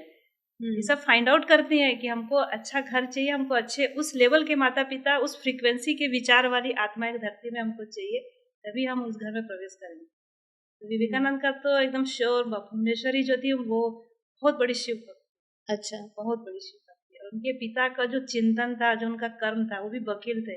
तो वो भी जैसे बापूजी बोलते हैं ना, जैसे मैं कमाता था सब बांट देता, वो उनके घर के बाहर लोग खड़े रहते थे। वो शाम को जितनी उनकी कमाई आती थी डिस्ट्रीब्यूट, जितने भी जरूरतमंद लोग हैं डिस्ट्रीब्यूट, वो इतने बड़े मतलब क्या बोलते हैं दानवीर थे। और उनकी माता तो बहुत बड़ी तपस्वी, तभी ऐसे तपस्वी पुत्रों को जन्म दिया। तो श्रेष्ठ चिंतन और श्रेष्ठ कर्म वाली माता पिताओं के घर ही श्रेष्ठ आत्माएं जन्म लेंगी। और आसुरी आत्माएं तो सब अभी का जो समय पूरा भोगी समय है, लोगों को अच्छा लाइफ स्टाइल चाहिए। मतलब आजकल मैंने देखा है, जैसे यूजुअली इस टाइम फेज में भी जितनी हो सके फैसिलिटीज दे देंगे, लेकिन वो फैसिलिटीज में कहीं पर भी उनका आत्मिक लेवल पे ग्रोथ हो सके, इस तरीके से कोई भी कनेक्शंस उनको नहीं दिए जाते। चाहे पहले के जमाने में, फिर भी थोड़ा सा और पहले के समय में चले जाइए, दादी परदादियों के समय पे भी, बहुत ज्यादा पीछे नहीं जाऊंगी मैं, लेकिन उस समय भी जैसे रामायण महाभारत, ऐसे महाभारत तो नहीं पढ़ते थे, रामायण और गीता उस समय पढ़ने का अब एक हुआ करता था कि उस समय ये माताओं को पढ़ाया जाता था, या कोई पढ़ता था घर का बड़ा बुजुर्ग और उनको बिठाया जाता था सुनने के लिए। तो शायद ये इसीलिए कि जिससे कि वो उस समय हमेशा उनका चिंतन सही करेक्ट दिशा में जाए। जो 9 मंथ की प्रेगनेंसी होती है, उसमें पूरे घर, मैं तो कहती हूँ कि पूरे राष्ट्र को, पूरे समाज को सहयोग देना चाहिए कि एक बहुत बड़ा सृजन का कार्य हो रहा है। क्योंकि नारी शक्ति को ही सृजन का कार्य दिया गया है। तो सृजन का कार्य हो रहा है, मतलब धरती पे मानव को जन्म देने का कार्य माता कर रही है। तो क्या ये पूरे मतलब समाज का और पूरे राष्ट्र की जिम्मेदारी नहीं बनती कि वो नारियों को सपोर्ट करे, माताओं को सपोर्ट आजकल तो कह सकते हैं कि जैसे आपने कहा एक्सीडेंटल बर्थ बहुत हो रही है, एक्सीडेंटल और सब ज्यादा भोग विलास के हिसाब से ही है, क्योंकि जो आत्मा है उनके अंदर ही कोई आध्यात्मिकता नहीं है, कोई ज्ञान नहीं है। तो वो जो जन्मी आत्मा होंगी वो कहाँ से, उनका भी भोग विलास से ही हुई है, अपनी कामनाओं से हुई है, तो वैसे ही आत्माएं जन्म आतुर कामनाओं से जन्मी हुई आत्माएं कैसी होंगी, वो भी वैसी विषय विकार वाली होंगी, विषय विकार वाली ही आत्माएं आ रही है। उसके लिए बहुत जरूरी है कि हम अपने वापस चिंतन करें, अपनी ही पुरानी सभ्यता, हमारा समाज में जो ज्ञान दिया गया है, जो वेदों ने सिखाया है, जो उपनिषदों ने सिखाया है, अपनी जो जड़ें है, वो जड़ों को हम वापस जाना, संस्कारों की तरफ लौटे। और उसके बाद मैंने अभी बताया 4/5 सबसे सेंसिटिव टाइम होता है 8th और 9th मंथ प्रेगनेंसी। उस समय जो ब्रेन सेल की जो ग्रोथ रेट होती है वो पर मिनट 5 लाख बढ़ जाती है। और उस समय 8th और 9th मंथ में आप अपने बच्चों को 10 प्रकार की भाषाएं सिखा सकते हैं। क्या बात कर रहे हैं, ये तो बहुत वंडरफुल बात है। चलिए भाई, ऐसा बातों को पता चल जाना चाहिए, और उस समय अच्छी चीजें पढ़िए। जो भी इंटेलिजेंट, सुपर इंटेलिजेंट बच्चों को बनाना चाहते हो तो बच्चों को उसी से बनाइए। जब तक मटीरियलिस्टिक ध्यान है, अभी तो लोग इतना आध्यात्मिकता की तरफ उनका रुझान नहीं है, लेकिन फिर भी अगर इंटेलिजेंट भी बनाना चाहते तो भी तुम्हें करना पड़ेगा। और 24 घंटे में वो 5000 शब्दों की रिकॉर्डिंग अपने ब्रेन में कर रहा होता है। इवन अंतरिक्ष में होने वाली जो हलचल होती है ना, क्योंकि वो कॉन्शियस और अनकॉन्शियस माइंड उस समय उसका ऑफ रहता है, सिर्फ सब ऊपर की कॉन्शियस और अनकॉन्शियस दोनों उसका ऑफ रहता है। सब कॉन्शियस ऑन रहता है, अनकॉन्शियस और कॉन्शियस ऑफ रहता है, सब कॉन्शियस ऑन रहता है। ओके। और ये जो होता है ना सब कॉन्शियसली, ये अपनी माँ के ब्रेन में से सब कॉन्शियसली जुड़ा होता है। और मैं एक चीज और बता रही, मैं भूल रही थी कि जब माँ जो 9 मंथ की प्रेगनेंसी होती है ना, तो उसके ब्रेन से एक फोर्स बनता रहता है। उसको हम लोग अपने साइंटिफिक लैंग्वेज में बोलते हैं मेटाफिजिकल मॉर्फोजेनेटिक फोर्स। ओके। उसके चिंतन से, उसके बोलने से, माँ के सबकॉन्शियस लेवल पे जो चल रहा होता है, जो उसके ब्रेन में चल रहा होता है, जो विचार चल रहे होते हैं, जो वो खा रही होती है, जो वो सोच रही होती है, उससे एक फोर्स बनता है पूरे 9 month. It is very important force, morphogenetic force बोलते हैं। It is very important. इससे ही बच्चे का 90% डीएनए कोड का रिकॉर्डिंग 9 मंथ में कंप्लीट हो जाता है। ये बहुत इंपॉर्टेंट चीज, बहुत इंपॉर्टेंट बात है। और इसमें हमारे हार्मोन्स का बहुत बड़ा रोल है। हम लोग हार्मोन बहुत बोलते हैं ना, dopamine, serotonin, endorphin, happy hormones की बात करते हैं। हैप्पी हार्मोन, देन ये अपना interleukin 6, cortisol, estrogen, progesterone, testosterone, TSH, बहुत सारे हार्मोन है ना, इनका बहुत बड़ा रोल है। तो ये हार्मोन उसी के हिसाब से अप डाउन करते हैं बॉडी में, इसी फोर्स की वजह से। तो ये 9 मंथ माँ को हैप्पी रहना बहुत जरूरी है। अगर वो हैप्पी नहीं रहेगी, उसके पूरे हार्मोन डिस्टर्ब चलेंगे। सबसे ज्यादा कॉर्टिसोल हार्मोन डिस्टर्ब होता है, तो आप देखना जितने मेंटल डिस्टर्ब वाले बच्चे पैदा होते हैं उसके कारण, डाउन सिंड्रोम वाले बच्चे, मेंटल रिटार्डेड बच्चे, हार्ट डिजीज वाले बच्चे, हाई कोलेस्ट्रॉल बच्चे, ओबेसिटी अभी बहुत हो गया कॉमन, मोटे मोटे बच्चे। अब देखना 3-4 साल में मैंने देखा है मेरे क्लिनिक, वेट बहुत रहता है। तो वो अभी नहीं बढ़ रहा है, वो 9 मंथ में उसने जो सोचा था। और मिडिल क्लास फैमिली में तो कॉमनली बहुत स्ट्रेस रहता है, और कंबाइंड फैमिली है तो आप सही बोल रहे हो, बहुत स्ट्रेस रहता है, खाने को भी नहीं मिलता महिलाओं को ठीक से। तो ये तो बहुत बड़ी बात है कि बहुत अच्छा चिंतन करें। अभी तो क्या है कि फैसिलिटीज है, बस आपको अपना चिंतन सुधारना, देखा जाए तो चिंतन, वो चिंतन का ज्ञान होना चाहिए ना, राइट डायरेक्शन पे क्या चिंतन करना है। तो ये बहुत बड़ी बात है। मतलब पहले हम समझते थे, हमारे शास्त्रों में पढ़ते हैं, तो हम समझते हैं कि गर्भ संस्कार की बात है। और आज मैंने देखा भी, हमारे पास खुद ही यहाँ पे कोई लोग आए थे, उनको लगा ये आश्रम है तो किसी और चीजों के लिए भी, अवसरों के लिए दिया जाता होगा, तो कोई आया था और बोल रहे थे कि आप करवाते या हम मेडिटेशन कराते हैं। तो उनको लगा कि आप मेडिटेशन कराते हैं तो गर्भ संस्कार के टाइम पर भी जो अफर्मेशंस लेने होते हैं, तो आप इस तरीके का भी मेडिटेशन कराते होंगे। तो मैंने तो उसका इतना ज्ञान है नहीं, तो उस समय मना किया था। सुने ना, बापूजी ने इतना हाई लेवल का ज्ञान दिया है ना, मैं तो सोचती हूँ अगर 9 मंथ अगर माताएं सुनेंगी ना बापूजी के सभी वीडियो, तो मैं तो उनके तो हजारों पीढ़ियां पहले की और हजारों पीढ़ियां बाद की तरह सुधर जाएंगी। पूरा डीएनए कोड से नेगेटिविटी डिलीट हो जाएगा। जी, बापूजी का ज्ञान तो सर्वोच्च ज्ञान है जी। तो मैं यहाँ से जैसे बोल रही हूँ, और जो सुन रहे हैं, तो आपको अगर कुछ नहीं करना है, आप मोबाइल देखना बंद करो, आप टीवी देखना बंद करो, आप महिलाओं, अड़ोस पड़ोस में महिलाओं से जो होते हैं ना पूरे मोहल्ले की बातें करना, गॉसिप्स करना बंद करो। आप सिर्फ बाबूजी की वीडियो सुनते रहो, देखिए कैसे परम प्रकाश उतरेगा, आपके गर्भ के अंदर जाएगा, आपकी आत्मा भी जो गर्भ में पड़ी हो परम आत्मा में कब कन्वर्ट हो जाएगी आपको पता नहीं चलेगा। आप जब 1.5 साल बाद देखोगे, आप खुद आश्चर्यचकित रह जाओगे उसकी एक्टिविटी देख के। क्योंकि हम लोग ये सब कराते हैं, तो हम लोग देखे हैं कि बच्चे 1-1.5 साल में ही सुपर एक्टिव हो जाते हैं। कोई गीता का श्लोक बोल रहा है, कोई साइंस का नहीं होता, फिजिक्स केमिस्ट्री का वो सॉल्व करके दिखा रहा है। जी जी सही बात है। मैंने एक वीडियो भी देखी थी, एक वो बाहर की विदेशी लेडी थी, और उन्होंने भी अपना एक एक्सपीरियंस इसी के ऊपर शेयर किया था कि उनकी जो माता पिता है वो नास्तिक है, पर पूरे नास्तिक है, लेकिन उनकी माँ का तो कोई खास विशेष रूप से कोई चिंतन तो नहीं चल रहा होगा भगवान के प्रति, क्योंकि वो नास्तिक थे। लेकिन वो जहाँ पे नर्सिंग का काम करती थी वहां पे वो हिंदू नर्सिंग का कुछ था, तो वहां पे हमेशा एक मंत्र चलता रहता था, ओम भूर्भुवः स्वः तत्सवितुर्, वो पूरा मंत्र चलता रहता था, गायत्री मंत्र।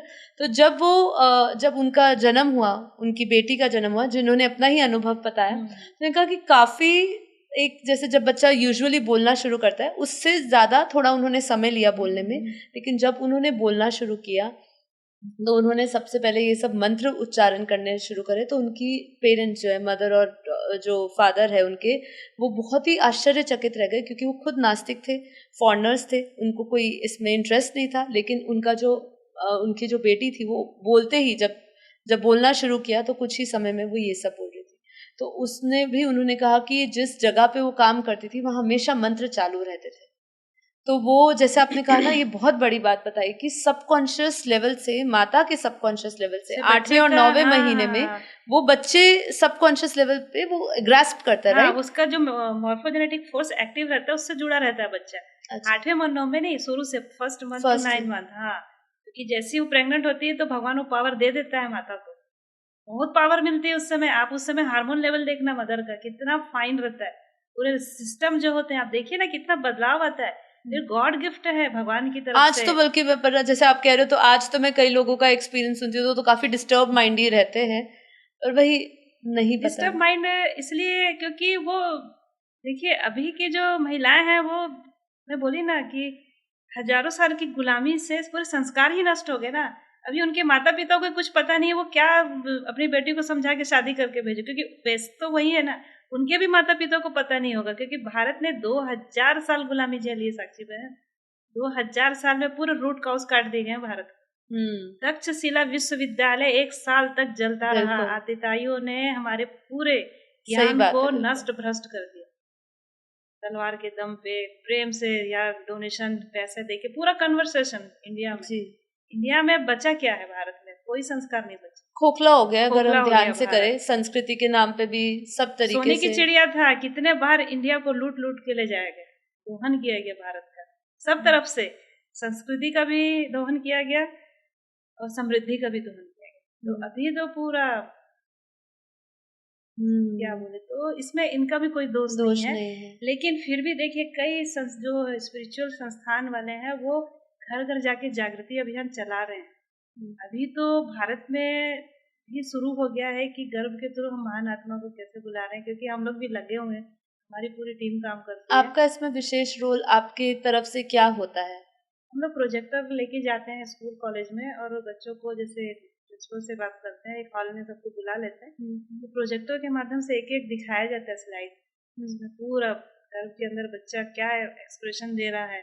जैसे माँ स्वाध्याय कर रही है, गीता पढ़ रही है, या किसी महान चरित्र जैसे शिवाजी महाराज का पढ़ रही है, पृथ्वीराज चौहान का पढ़ रही है, या किसी जो भी हो, तो उसका वो बच्चा अंदर कैसे रीड कर रहा है वो दिखता है सोनोग्राफी। अच्छा। माँ जो पढ़ रही है, घर में बच्चा पढ़ता है। इसलिए ना पूरा आप पहले तैयारी कर लीजिए कि आप क्या बच्चा चाह रहे हो। अगर आप साइंटिफिक बच्चा चाह रहे हो तो सारे साइंटिस्ट के आप पोस्टर लगा के रखो कमरे में। हाँ, वो तो साइंटिफिक बुक्स पढ़िए, है ना, तो आपको वैसे ही बच्चा मिलेगा। अगर आप बहुत तो मतलब ये कह सकते हैं कि जैसे बापूजी ने कहा है कि पुराने संस्कार लेकर आई है, तो इस फेज में तो उनके संस्कारों को बदला जा सकता है ना? हाँ, बदला जा सकता है। मैंने कहा ना, आप योग के द्वारा तो पूरा डीएनए आरएनए का जो बोली ना स्विच ऑन ऑफ। तो इसलिए आपने कहा वो तो आसुरी भी बना सकती है ना माता। हाँ, आसुरी भी बना सकती है। अगर वो माँ आसुरी संस्कार की है तो बच्चा तो डेफिनेटली आसुरी संस्कार का होगा। रावण का उदाहरण सबसे बड़ा है। रावण के तो पिता कितने बड़े ब्रह्म ज्ञानी थे, दादा ब्रह्म ज्ञानी थे, लेकिन वो असुर क्यों पैदा हुआ? देखो माँ का शक्ति देखो। 9 माह अपनी माँ के गर्भ में था, उनकी माता असुर कुल की थी, वो नहीं चाहती थी कि पूरी पृथ्वी में देवकुल का राज्य हो। उसने वैसी ट्रेनिंग दी अपने बच्चे को गर्भ के अंदर। उसने ऐसे ही असुरों के पूरे पोस्टर लगाया, ऐसे ही उसने मनन चिंतन किया, वो ऐसी सोचती थी और वैसी अफर्मेशन भेजती थी, तुझे पूरे पृथ्वी में राज्य करना है, तुझे ये करना है, तुझे करना। वो ऐसे जना उसने महाज्ञानी था, रावण तो महाज्ञानी था, सारे वेद शास्त्रों का ज्ञान पढ़ा हुआ था, और उसकी पूरी एनर्जी को मदर ने कहाँ डाइवर्ट कर दिया? Negative direction. उसने पूरा क्या किया, तहस नहस कर दिया पूरी संस्कृति। सीता माता को उठा लिया, तो वो संस्कार कहाँ से लेके आया? उसके पापा के तो संस्कार नहीं थे कि पराई स्त्री को उठा के लाना है, उसके दादा के भी संस्कार, तो ये अफर्मेशन किसने भरा था? माता का रोल इतना इम्पोर्टेंट है। तब आप अपनी पीढ़ियां भूल जाओ क्योंकि देखा जाए तो फिर उनकी अगर पीढ़ी पकड़े, माता, उनके दादा, उनके पिता, उनके दादा परदादा, उनके वहां से संस्कार नहीं है, तो माता में इतनी पावर दी है, भगवान ने इतनी पावर दी है कि वो कुछ भी कर सकती है, कुछ भी कर सकती है, वो असुर भी बना सकती है, वो ईश्वर भी बना सकती है। हाँ बिल्कुल। जैसे वो वापस मैं मदालसा की बात करूंगी, उसमें एक चीज और बोली थी उन्होंने, अपने बच्चों को गर्भ में ही बता दिया था कि ये तुम्हारा अंतिम जन्म है, तुम मेरे गर्भ के बाद किसी और गर्भ में नहीं जाओगे। ये भी उसको उसी समय बता दिया गया था। मतलब देखिए, माता ने अपने बच्चों को पहले से ही मोक्ष दे दिया था, अपने गर्भ में आते ही उनको मोक्ष दे दिया। तो कितनी बड़ी बात है यहाँ पे। और शिवाजी महाराज की जो माँ थी, उन्होंने गर्भ में ही शिवाजी महाराज को बोल दिया था कि हमारे अभी देश में विदेशियों का राज है, तो आपको इनसे लड़के इनको यहाँ से भगाना है। इतना बड़ा महाराष्ट्र शिवाजी के कारण ही उनका, देखिए कितना बड़ा रोल था। मतलब उस समय सिर्फ शिवाजी महाराज के पास ही वो ताकत, वो एनर्जी थी कि इतने बड़े मुगल साम्राज्य के सामने वो अकेले खड़े थे। तो ये पावर, ये प्रतिभा और ये जो एक बोलते हैं ना युद्ध कौशल की कला, ये किसने गर्भ में दी थी? ये भी माने, इसीलिए मदालसा के भी 3 पुत्र हुए थे ना, चौथा उन्होंने क्षत्रिय, उन्होंने कहा था तो क्षत्रिय बनाओ उसको। मदालसा के पति ने कहा कि अब ये तीनों ब्रह्म ज्ञानी हो गए तो चले राज जाएंगे, कौन संभालेगा, मेरा राजकाज कौन संभालेगा? तो मदालसा ने कहा अच्छा, तो आपको राजकाज संभालने वाला पुत्र चाहिए, तो मेरे बाएं हाथ का खेल है। तो इस कथा से ये पता चलता है कि उस समय की स्त्रियों को कितना ज्ञान था। तो वो क्या करी, पूरे अपने कमरे में पूरे जितने भी बड़े बड़े वीरों के पोस्टर लगाए, और वो अपने सैनिकों के वहां पे जाती थी, छावनियों में, वहां जाके युद्ध कला सीखती थी वो, और अपने बेटे को अफर्मेशन देती कि तुम्हें महान राजा बनना है, तुम्हें क्षत्रिय बनना है, तुम्हें अपने राज्य की रक्षा करना है। तो चौथा बेटा तो अपने पापा से भी ज्यादा कुशल प्रशासक निकला। कह रहे थे कि उनको शास्त्रों का ज्ञान ना देकर शस्त्रों का ज्ञान दिया था। हम विश्वामित्र से भी सीख सकते हैं कि उन्हें क्षत्रिय राजा के यहाँ जन्म लिया था, लेकिन उनकी माँ को ये माँ नहीं चाहती थी मन से कि मेरा लड़का भी मतलब राजा बने, वो ब्रह्मपुत्र, ब्रह्मज्ञानी पुत्र चाहती थी। तो उन्होंने 9 मंथ वही अफर्मेशन भेजे थे। तो एक टाइम देखिए जेनेटिक कोड कैसे एक्टिव हुआ।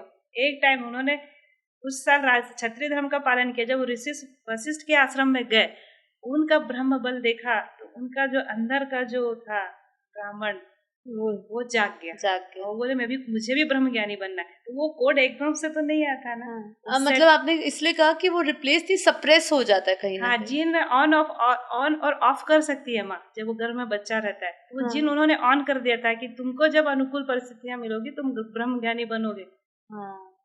ब्रह्म ऋषि बनेगी नहीं। तो गर्भ विज्ञान जो है बहुत गहरा साइंस है, इसको पूरे विश्व को स्टडी करना चाहिए। मैं सोचती हूँ भारत में नहीं, पूरे विश्व में महान आत्माएं जन्म ले। हम लोग जैसे अभी एक स्टडी कर रहे थे, तो मेरे पास एक केस आया था, फॉरेनर थे हम लोग, वो गोरे गोरे थे, अंग्रेज थे, तो लेकिन उनका बच्चा एकदम काला था।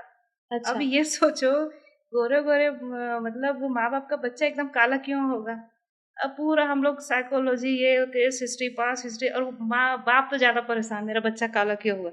ऑफ कोर्स वो सोचेंगे भाई ये क्या है। बाद में साइकोलॉजी समझ में आई कि क्रिकेटर होगा कोई अफ्रीकन, मेरे को नाम नहीं याद है क्योंकि मैं क्रिकेट नहीं देखती, ये 10 साल पहले की घटना है। तो हम लोग जब केस हिस्ट्री लेते लेते गए ना साइकोलॉजी में, तो फिर उसकी माँ ने बताया कि मेरे पति को और मुझे वो क्रिकेटर बहुत पसंद था। तो जब व्हेन आई एम प्रेग्नेंट, पूरे कमरे में मैंने उस क्रिकेटर के पोस्टर लगाए थे। क्या बात कर रहे हो? उससे इतना वास्ट डिफरेंस आ सकता है। डीएनए नहीं तो डीएनए टेस्ट करवाने की जरूरत पड़ जाती है। जैसे वो क्रिकेट खेलने जहाँ जा, क्योंकि प्रेग्नेंट थी ना वो उस समय, वो जहाँ जा क्रिकेट खेलने जाते, दोनों मियाँ बीवी देख के उसके चौके छक्के पे ताली बजाते थे। तो देखिए, मैंने कहा ना, जीन्स ऑन और ऑफ होते हैं माँ के मॉर्फोजेनेटिक फोर्स के द्वारा। तो वो जाके डीएनए में कहाँ चला गया, काले रंग का, तो वो वाला जीन क्या हो गया, ऑन हो गया, और जो कलर वाला जीन ऑफ हो गया। ये फिजिकल स्तर पे कह सकते हैं, स्मृति में जो रह सकते, इसको और थोड़ा सिंपल करके वही रहता है। हम लोग हमारे जैसे डॉक्टर के पास पहुंचा तो वो बच गई। नहीं तो घर में कलेश हो जाता।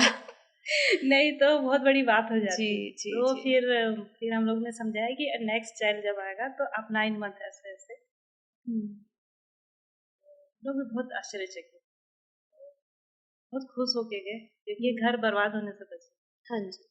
और एक केस आया था तो महिला प्रेग्नेंट थी, तो उनके घर में बहुत क्लेश होता था, तो उनके घर में उन्हीं के सामने मतलब उनके जो देवर थे उन्होंने उनके ससुर का मर्डर कर दिया था। अच्छा। तो उस समय उनका 7 मंथ चल रहा था, तो आप मानोगे कि वो जब देखी थी तो वो वेरी शॉक, तो ऐसे उसका जो था, आप बताओगे वो बच्चा ऐसे ही पैदा हुआ, उसका हाथ जो था चिपका हुआ था, पैर भी क्यों, इतनी बड़ी घटना, उसकी माँ तो जो मैरफा जो वेव्स निकली वो होगी। वेव्स निकली वो इम्प्रिंट हो गई वहां जाके। अच्छा। और वो बच्चा अभी भी हैंडीकैप। ओके। एक केस और आया था, हम लोग क्या है सेमिनार और कॉन्फ्रेंस करते रहते हैं ना, तो ऐसे डिफेक्टेड केस, मेंटल केस बहुत आते हैं, तो हम लोग को दुख लगता है। एक आया था ब्लाइंड केस, तो बच्चा 1 साल का था, तो फिर हम लोग तो होम्योपैथिक डॉक्टर हैं, तो हम लोग तो पूरी हिस्ट्री में जाते हैं, past history, family history, psychological history, emotionally भी अंडरस्टैंड करते हैं। हाँ सब आपका एक घंटे के पहले तो वो अंडरस्टैंडिंग होती होगी कि पूरा उनका बिहेवियर समझ लो कि क्या है। दूर दूर से पेशेंट आते हैं ना, तो हम 10 मिनट में नहीं निपटा सकते। ब्लाइंड है तो हमको तो जाना ही पड़ेगा ना। बोले फैमिली हिस्ट्री में कोई अंधा नहीं है, पास्ट हिस्ट्री में भी कुछ कोई बीमारी नहीं है, तो फिर मैं बोली प्रेगनेंसी हिस्ट्री बताओ। तो उनके घर में ऐसे कुछ वो बताने लायक नहीं है, चलते थे मतलब आजकल तो मोरलेस सोसाइटी है। बोलती थी मैं देखना नहीं चाहती थी ये सब, वो ही फीलिंग थी उसको पूरे, मैं देखना नहीं चाहती है सब। वो फीलिंग कहाँ गया, बच्चे के डीएनए आरएनए में गया, और वो बच्चा बहुत बड़ी मुझे बात देखना नहीं है। अच्छा। वो बच्चा ब्लाइंड पैदा। अरे सोचो, ये बहुत बहुत वंडरफुल साइंस है तो।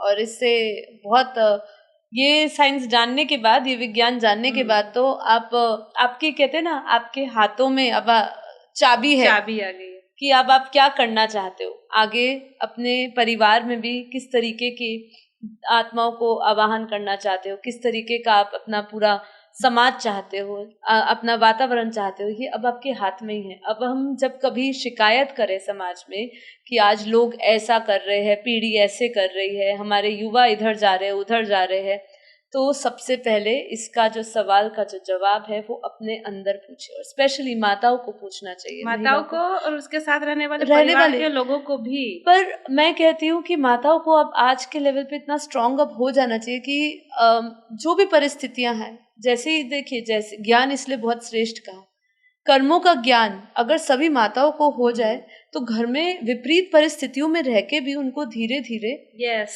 इसकी उदाहरण दूं मैं? जी बिल्कुल, बहुत अच्छा पॉइंट। मैं वही बोल रही थी, मैं बहुत बड़ी चीज मिस कर रही हूँ। देखिए हमारे देश का नाम भारत पड़ा जी, किसके नाम से पड़ा? शकुंतला के पुत्र भारत।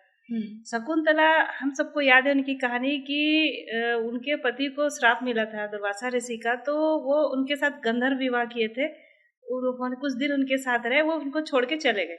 श्राप मिला था कि तुम शादी होने के बाद अपनी बीवी को भूल जाओगे, क्योंकि उस समय कुछ ऐसा इंसिडेंस हुआ था। तो वो बताने से टाइम बहुत वेस्ट होगा, तो अपन टू द पॉइंट बात करते हैं। तो वो भूल गए।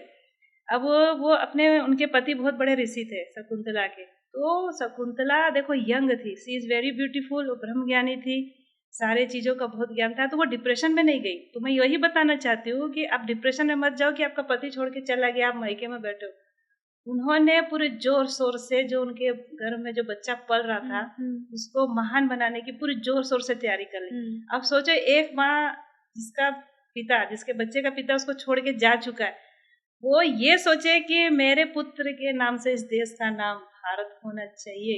ये अफर्मेशन उन्होंने गर्भ में ही उसको दे दी कि बेटा तुम्हें इतना महान, इतना शक्तिशाली हर तरफ से, नॉट इन फिजिकली, आपको मेंटली, फिजिकली, स्पिरिचुअली, सोशली, ये चारों फील्ड में इतना आगे निकलना है कि जो तुम्हारे पिता तुमको छोड़ के पूछते पूछते आए ये कौन है। बिल्कुल है ना? इसी से जैसे आपने ये एग्जाम्पल दिया ना, वैसे ही मुझे याद नहीं है, लेकिन अर्जुन की जो एक पत्नी थी, एक नाग कन्या से हुई थी, और एक कौर से जब गए थे, हिडिंबा का नहीं, एक अर्जुन, वो तो भीम की थी, अर्जुन की हुई थी, और उसमें उन्होंने स्वीकार नहीं, उनके नाग कन्या से जब शादी हुई थी, तो उन्होंने कुछ ऐसा उनके कान भर दिए थे कि ये जो पुत्र है ये तुम्हारा नहीं है। पर वो थी उनका ही पुत्र था। उनका ही तो पुत्र। उन्होंने उस समय, उनकी जो पत्नी थी, उन्होंने संकल्प ले लिया था कि अब मैं अपने पुत्र को इतना सक्षम बनाऊंगी कि वो ही जब वो सामने आएगा और अर्जुन से लड़ेगा, उन्होंने ये भी सोचा था कि वो अर्जुन के सामने जब वो लड़ाएगी तो फिर वो अर्जुन जीतेगा, वो देखकर ही पहचान जाएगा कि मेरा पुत्र है। और उस समय देखा कि उन्होंने उसको गर्भ से ही और उसके बाद भी उसको ऐसे संस्कार डाले कि वो दूसरा अर्जुन बना, मतलब जब योद्धा और स्किल्स की बात करें उसमें। तो भारत जो भरत था तो वो तो इतना साहसी था कि वो 6 साल की उम्र में जब उसको बोला गया ना कि सोने के पात्र में शेरनी का दूध दूह के लाओ, वो लड़का चला गया, शेरनी का दूध दूह के ले आया। इतनी पावर।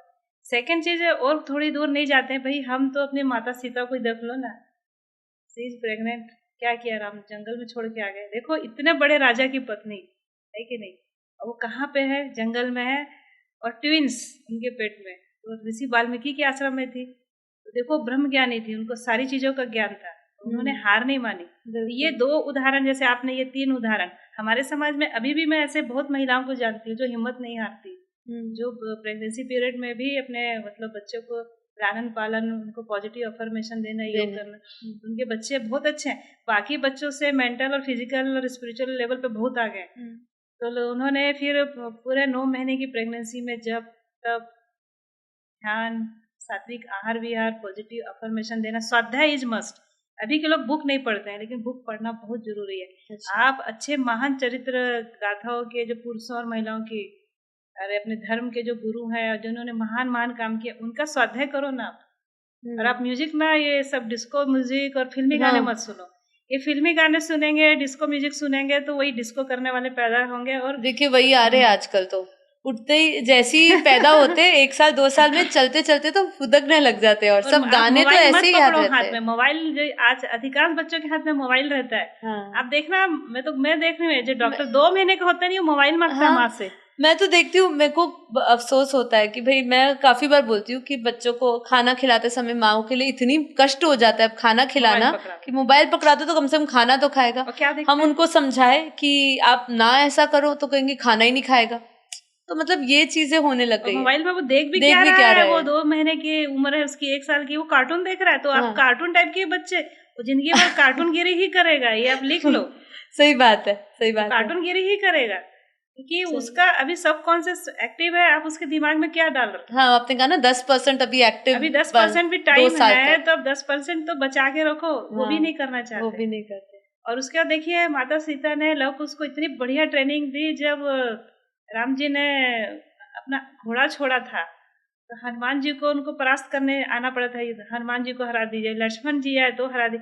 लास्ट में जब राम जी आए तो देखो पिता और पुत्रों का सामना हुआ, तो वो पुत्र in the age of 10 year वो राम जी से भी ज्यादा पावरफुल थे। ये है गर्भ विज्ञान का साइंस। देखिए, यहाँ तो अभी आज की चर्चा तो बहुत मजा आ रहा है, चाहे तो हम इसमें तो जैसे हम वैसे यहाँ 2 लेडीज बैठे हैं तो हम लोग तो बातें करते रहेंगे, क्योंकि हमारा देखिए उद्देश्य यही था इस पॉडकास्ट का कि आप लोगों तक हमारी आवाज पहुंचे। डॉक्टर अंजिता बहन है, उनकी आवाज पहुंचे, क्योंकि वो being a doctor she knows कि अभी सामाजिक तौर पे कितनी समस्याएं आ रही है, कितनी समस्याएं बढ़ रही है, और ये एंडलेस है, ये समस्या का कोई अंत नहीं होने वाला। जब तक माताएं एक शक्ति का रूप नहीं लेंगी, तब तक ये आगे नहीं बढ़ सकता है कि हम आगे आने वाला समाज एक अच्छा देखे, ठीक है? नहीं तो ये बिगड़ता ही रहेगा। ईच लेवल एवरी सेकंड ये बिगड़ रहा है ना। तो इसलिए उनको हमने आज इस पॉडकास्ट में बुलाया, और स्पेशली वुमेन ओरिएंटेड ही पॉडकास्ट है। मैं चाहूंगी सारी माताएं सुने। मैं कुछ चाहूंगी आप कुछ अंतिम शब्द हमारे यहाँ लोगों को कहना चाहे। बहुत सारी चर्चाएं रह गई होगी, आपके कुछ प्रश्न होंगे तो नीचे जरूर कमेंट बॉक्स में डालिएगा, और कोशिश करेंगे, आपके सवाल बहुत सारे आ जाएंगे तो फिर हम उसके जवाब लेने के लिए वापस हम अंजिता बहन को बुलाएंगे। पर अभी आप कुछ अंतिम। देखिए, अभी समाज में जितनी भी नारियां हैं, जितनी भी माताएं हैं, वो अपने आप को कम ना आके, क्योंकि हमारे वेद पुराण उपनिषद दुर्गा सप्तशती आप कुछ भी पढ़ लो, नारियों को जो स्थान दिया गया है वो स्थान भगवान को भी नहीं दिया गया है। इसलिए दुर्गा सप्तशती में देखिए जगह जगह लिखा है, या देवी सर्वदेषु शक्ति रूपेण संस्थिता नमस्तस्यै नमस्तस्यै नमस्तस्यै नमो नमः, या देवी सर्वदेषु मातृ रूपेण संस्थिता नमस्तस्यै नमस्तस्यै नमस्तस्यै नमो नमः। तो अपनी आत्मा की शक्ति को नारी पहचाने, अपनी आत्मा की शक्ति को माताएं पहचाने और इस सृजन की जो शक्ति सिर्फ माताओं को भगवान ने दी है उसका सही सही उपयोग करे, है ना। उसको तपस्या बनाए, उसको तपस्या बनाए। और एक नारी में इतनी शक्ति होती है, वो एक परिवार नहीं, एक कुल नहीं, वो तो पूरे विश्व को बदल सकती है। इतनी पावर भगवान ने नारियों को दी है। मैं यही कहना चाहती हूँ कि सारी नारियां अब अपने पावर को पहचान के ही अब सृजन में उसका सही उपयोग करें। वैसे तो अपने भारत की पॉपुलेशन बहुत अब हो चुकी है और अभी लोगों को देखिए अभी जो कुछ भी है जितना है उसमें थोड़ा सा कल्याण कर सके, उसमें भी रोल इम्पोर्टेंट प्ले कर रहे माताएं बहनें सब, है ना। हाँ, रिप्रोडक्शन तो पेड़ पौधे और जानवर भी कर रहे हैं ना, but reproduction in human being, as human being, आप उस सृजन की शक्ति का सदुपयोग करें। बिल्कुल, ये मैं माताओं से भी बोलूंगी और पिताओं से भी बोलूंगी। जी बिल्कुल। तो चलिए आज हम यहाँ पे अपना पॉडकास्ट खत्म करते हैं। Thank you so much Anjita बहन, धन्यवाद। और आपने अपना ज्ञान विज्ञान हमारे साथ, आध्यात्मिक ज्ञान और उनका जो विज्ञान है दोनों को इकट्ठे लाके आपने हमारे जो माताओं को जागरूकता दी है उसके लिए धन्यवाद आपका। और चाहूंगी कि आप ये मैसेज को अच्छी तरह सीरियसली लीजिए। आने वाले समाज को, आज आने वाले विश्व को कल्याण के लिए आप निमित्त है, आत्माएं, सभी आत्माएं निमित्त है, तो अपना कर्तव्य समझिए। तो यदि आज आपको आज का पॉडकास्ट अच्छा लगा हो तो इसको लाइक करिएगा, शेयर करिएगा और अपने ढेर सारे कमेंट्स डालिए। जो भी आपके प्रश्न हैं वो डालिए और जो भी आपको पर्सनल कुछ एक्सपीरियंसेस है वो भी डालिएगा। तो बस आज हम यही समाप्त करते हैं। धन्यवाद।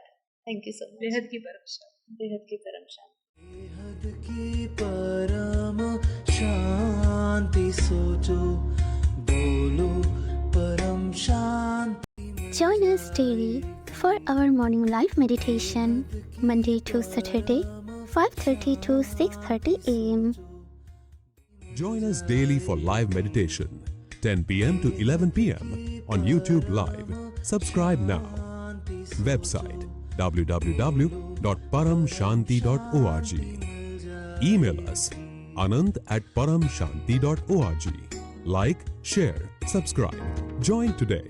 बेहद की परम शांति, सो